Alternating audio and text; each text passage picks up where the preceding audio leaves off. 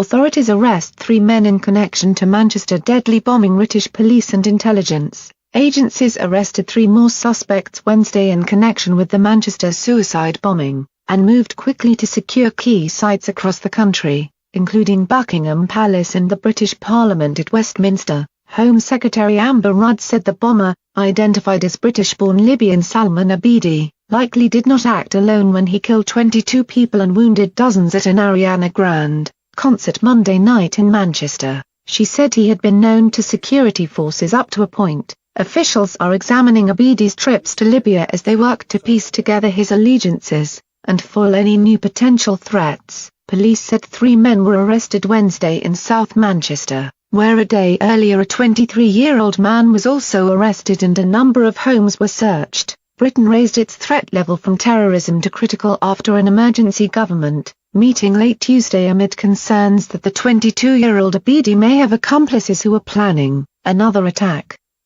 British soldiers have been deployed in place of police officers to guard high-profile sites, such as Buckingham Palace and Parliament. The changing of the guard ceremony at Buckingham Palace was cancelled Wednesday so police officers can be redeployed, Britain's Defence Ministry said. The traditional ceremony at the palace is a major tourist attraction in London. The Palace of Westminster, which houses the British Parliament in London, was also closed Wednesday to all those without passes, and tours and events there were cancelled until further notice. Armed police were seen on patrol outside St Paul's Cathedral in London, another popular tourist spot. Abedi was born in Britain to a Libyan family, grew up in Manchester's southern suburbs and attended the local Salford University for a time. Police on Tuesday raided his house, using a controlled explosion to blast down the door. Neighbours recalled him as a tall, thin young man who often wore traditional Islamic dress and did not talk much. British Prime Minister Theresa May Wednesday chaired a meeting of her Emergency Security Cabinet group known as Cobra to deal with the intelligence reports about Abedi and concerns that he might have had outside support. Police also raided and searched a property elsewhere in Manchester where Abedi's brother Ismail is thought to have lived. A 23-year-old man has also been arrested as part of the investigation, but officials have released no details about him.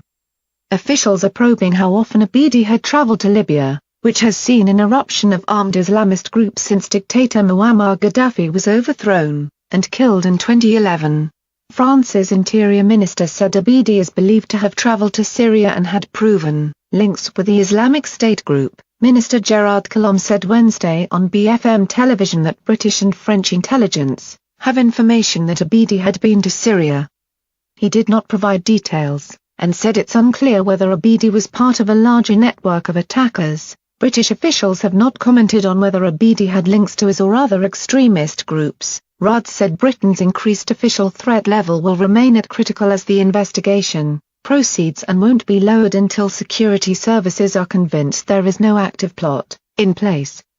She also complained about U.S. officials leaking sensitive information about Abedi to the United States press. "I have been very clear with our friends that should not happen again," she said. In addition to those killed in the concert attack, 64 people are being treated for their wounds. John Rouse of the Greater Manchester Health and Social Care Partnership said Wednesday. He said some of the reported 59 wounded had been discharged, but that the number of patients being treated had increased due to walking wounded, who came in hours after the attack.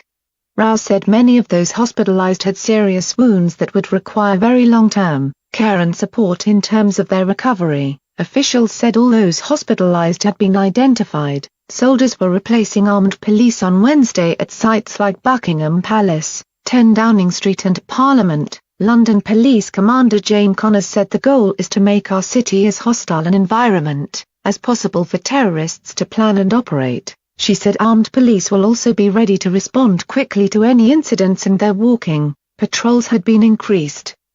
Collomb, who spoke with May after the attack, said the two countries should continue cooperating closely on counter-terrorism efforts despite Britain's pending exit from the European Union.